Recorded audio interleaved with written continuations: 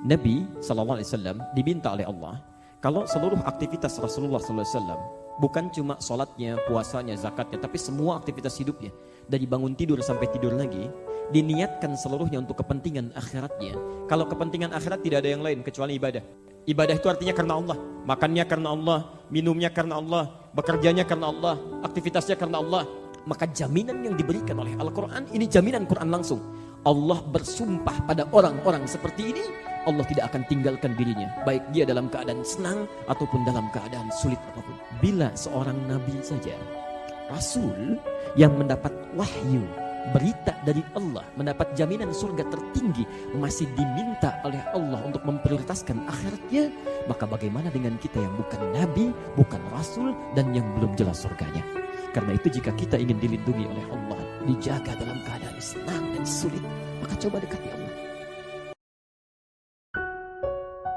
La yukallifullahu nafsan illa wus'aha.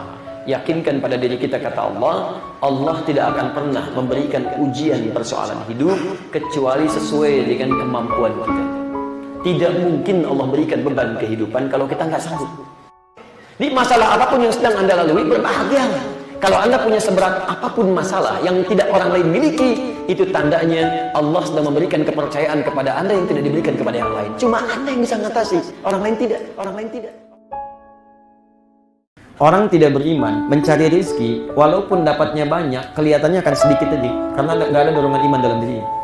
Tapi yang ini, yang setelah ada iman dalam jiwanya, Masya Allah, lihat kalimatnya, ma razaqnakum. Kalau dia mencari rezeki dengan iman, kami yang akan siapkan rezekinya. Dia cuma bergerak sedikit, rezekinya datang. Dan thayyibat, bentuknya jamak. Allah berikan lebih banyak daripada itu. Berkahnya turun lebih banyak. Kelihatannya sedikit, cuman berkahnya banyak. Allah tidak pernah menciptakan manusia miskin. Anda nggak usah takut. Quran Surah 53 An-Najm ayat 43, 44 dan 48. Wa annahu amata wa ahya, dan dialah Allah yang menjadikan kematian dan kehidupan. Ayat 44, wa annahu huwa adhaka wa abka, dan dialah Allah yang menjadikan Anda tertawa dan menangis. Ayat 48 sekarang, wa annahu huwa aghna wa aqna, dan dialah Allah yang telah menjadikan Anda kaya dan cukup. Abu Daud nomor hadis 649. Idza qala al-'abdu, kalau seorang hamba mengatakan pada dirinya, dia berkata khususnya dalam salatnya, iyyaka na'budu, ya Allah, mulai sekarang kami akan jadikan seluruh aktivitas kami hanya ibadah untukmu. Makannya ibadah, minumnya ibadah, kerjanya ibadah, segalanya ibadah. Kami bertekad seperti itu. Wa iyyaka nasta'in, dan jika kemudian dia berkata akan memohon sesuatu, kami kalau butuh apapun kami akan bermohon kepadamu ya Allah, hanya untukmu saja. Lihat jawabannya, hadza baini wa baina 'abdi, ini perjanjian antara aku dengan hambaku. Wali 'abdi, kalau hambaku benar ibadahnya, benar makannya ibadah karena Allah, benar minumnya ibadah karena Allah, benar salatnya ibadah karena Allah, masalah, apapun yang kamu minta sekarang ini aku akan kabulkan.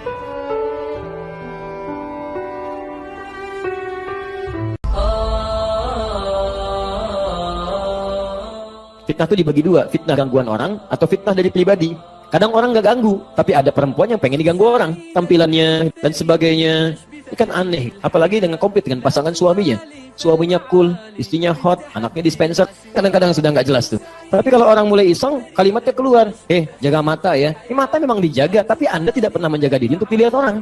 Itu fitnah namanya, hati-hati. Memang tampilan bagus, ketutup, tapi kadang dibungkus. Ya, yang dibungkus terlihat dan sebagainya itu tidak diperkenankan, itu fitnah, bagian dari fitnah juga. Atau yang spesifik ada gangguan dari orang dan sebagainya.